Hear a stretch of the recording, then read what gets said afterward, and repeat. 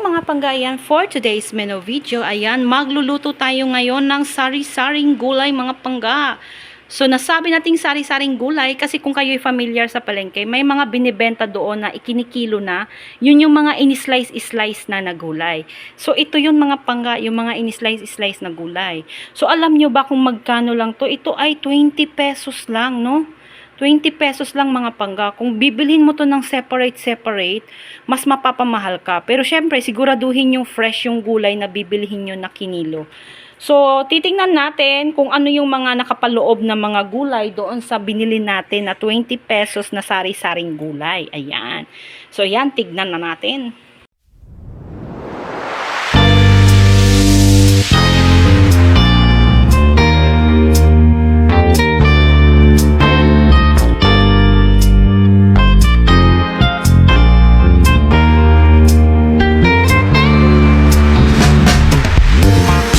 Panggano ang nakapaloob sa 20 pesos, no? Sa 20 pesos na gulay na to is yung ito. Alam ko ito is sayote. Ayan. So meron tayong gabi, parang gabi ata to, yung lutya. Hindi siya lutya eh. Labong ang tawag nito sa amin. So meron din tayong kalabasa. And of course, meron tayong carrots. Ayan. So, 4 na agad mga pangga, no? And then, meron din tayong string beans. Ayan, string beans. So, sineparate namin talaga para mahugasan talaga siya ng maayos. So, meron din ditong repolyo. Ayan, nahalo pa nga yung carrots. Ayan, may repolyo din. May repolyo din mga pangga. So, medyo nag-itim-itim na siya kasi nilagay namin sa ref. Pero okay pa yan mga pangga, no? So, napakasimple lang at napakamura lang. 20 pesos, meron ka ng ulam mga pangga, no? So, ayan, bumili rin tayo ng hipon. Ito is 50 pesos lang na hipon. Ayan. So, pwede na nating isahog to sa sari-saring gulay na binili natin mga pangga. So, syempre, lagyan din natin ng oyster, paminta, bawang, and sibuyas. O, diba? So, napakasimple lang. Parang nag-ano lang to. Nag-cost lang ng 20 pesos, 50, 70, palagay natin 8 to, 78, bawang. Siguro mga 100 pesos mga pangga. Meron na tayong ulam. Ayan. So, yan. Lutuin na natin ang ating sari-saring gulay. Ayan, nabubulol na ako. Sa ating sari-saring gulay, lutuin na natin mga pangga. At wag na nating patagalin pa. Let's start! Ayan, mainit na yung ating mantika. Pisahin na natin ang ating sibuyas.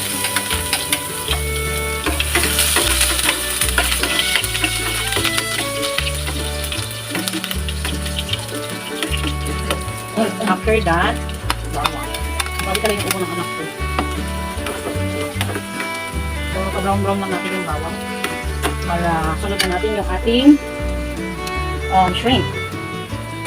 So, mabilis lang naman tulutuin mga pangga kasi mabilis lang naman maluto yung gulay.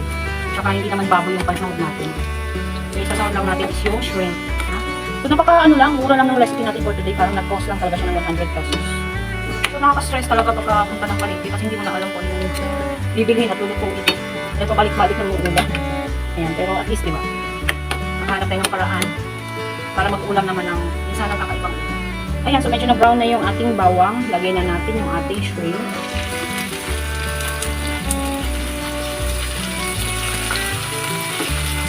So, nabili ko lang to ng 50 pesos, diba? Napaka-ano lang, mura lang. So, hintayin na natin siyang mag-red, mag-orange-orange. And then, isunod natin yung ibang matitigas na gulay.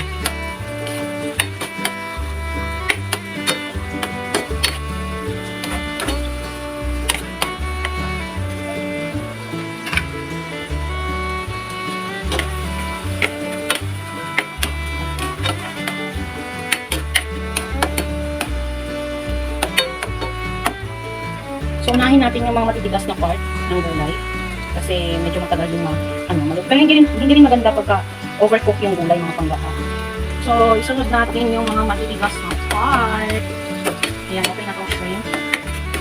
So, isunod natin yung mga matitigas na part. Ito.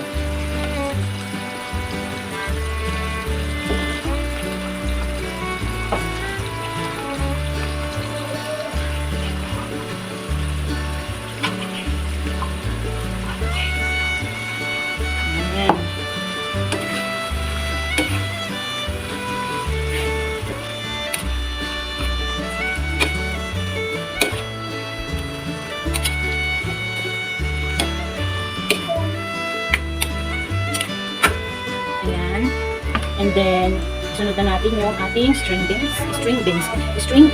String beans. So, haluin lang natin.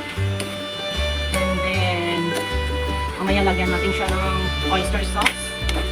Oops, nahulog ng buwan. So, simmer lang natin siya. Takpan lang natin siguro siya ng mga 2 minutes. Tapos lagyan natin mamaya ng oyster sauce and water. Yan. After 2 minutes, haluin ulit.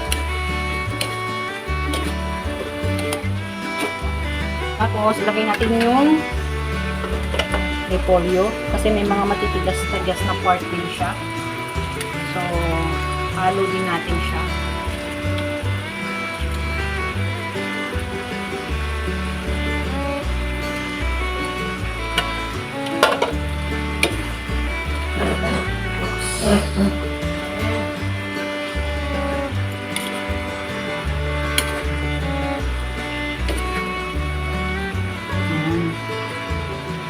So, after nyan, lagyan natin ng oyster sauce.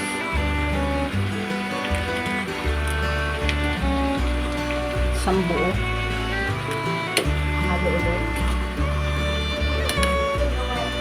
Medyo maliit lang yung kawali. Pero okay naman. Caring. Look.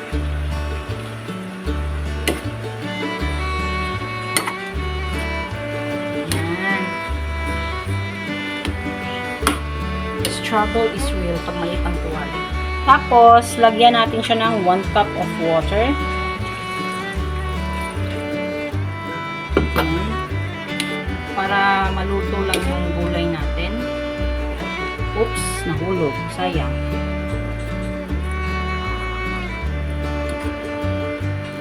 Kung gusto niya ng medyo masabaw, pwede niyo dagdagan ng water. Yan. Dagdagan natin ng konting water. Siguro mga half cup. Yan. Half cup. So, pakuluin lang natin mga pangga, no? Para maluto yung ating mga gulay. And, tsaka natin lagyan ng mga pampalasa.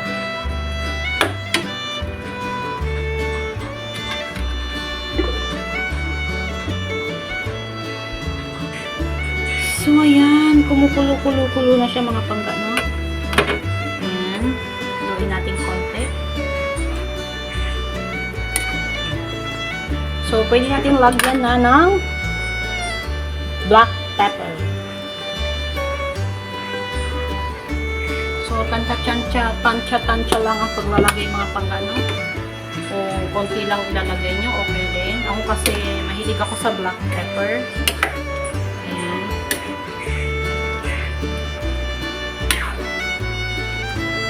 Lagyan pa natin konti.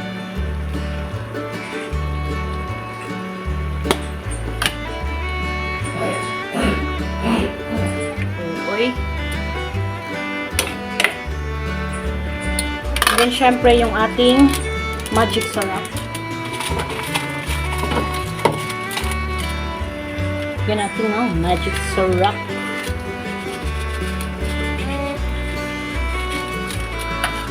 Yung iba, hindi naglalagay ng magic syrup. Pero, ako kasi, hindi talaga mawala sa akin yung magic syrup. Yan. Tapos, tikman natin yung sabaw.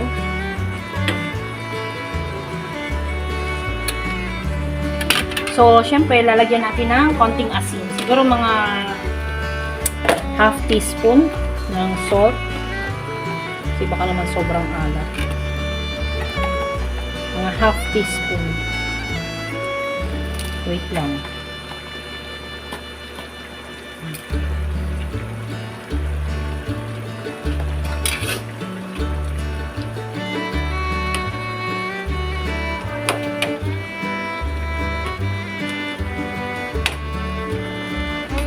So, tikman natin ulit.